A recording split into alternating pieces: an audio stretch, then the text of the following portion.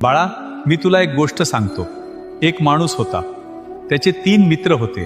त्या माणसाच्या मृत्यूच्या अखेरच्या वेळी ते तिन्ही मित्र त्याला भेटायला आले. माणसाने तिघांना प्रश्न विचारला, बाबांनो, आयुष्यभर तुम्ही माझी साथ दिली, आता मृत्यूनंतरही माझ्यासोबत राहणार का? त्यावर पहिला मित्र म्हणाला, मी आयुष्यभर तुझ्या सोबत होतो, मात्र आता माझा नाईलाज आहे. दुसरा मित्र म्हणाला, मी तुझ्या सोबत तुझा अंत्यविधी पूर्ण होईपर्यंत राहू शकतो. तिसरा मित्र म्हणाला, मी आयुष्यभर तुझ्या सोबत होतो आणि मृत्यूनंतरही मी तुझ्या सोबतच राहणार. हे 3 मित्र कोण होते ठाऊक आहे? धन, कुटुंब आणि कर्म.